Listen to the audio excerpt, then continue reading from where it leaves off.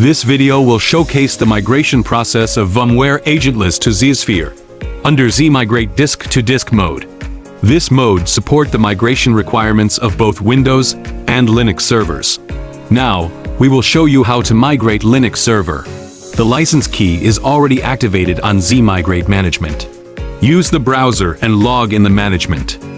Click Resources to the Cloud page. Click Add and select VMware.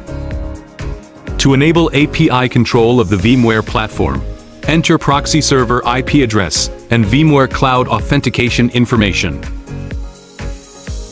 Click Verify Connection. Then, submit the job. VMware Cloud Platform has been added. The proxy server added on the server page.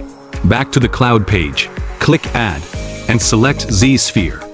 To enable API control of ZSphere platform, enter the ZSphere Cloud authentication information. Enter the IP address, username and password. Use 8080 port for API connection.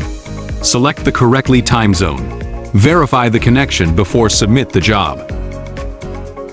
ZSphere Cloud Platform API connection has been added. The proxy server has been deployed on ZSphere. On the server page, click to add a new server connection. Select Cloud type, then select the ZSphere Cloud Platform.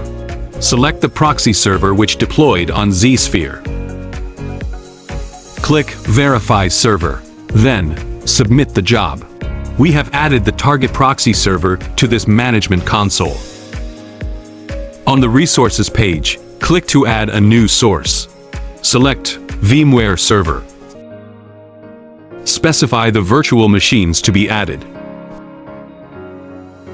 New source virtual machine successfully connected to the console. On the Protection page, click to add a new process. Select the Linux virtual machine and click Next.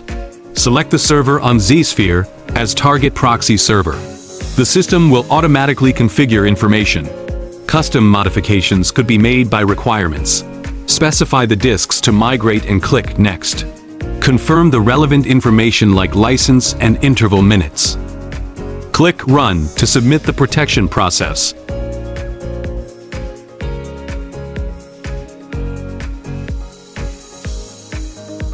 Once complete, a target snapshot created message will be displayed. On the Provision page, click to add a new process. Select the protection process. Click Next to start provisioning. We will perform a provision by disk process, utilizing the target protected disks.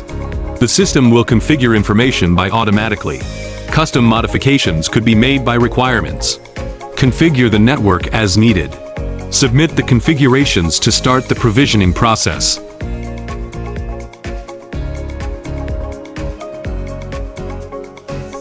Once complete, a successful operating system startup message will be displayed.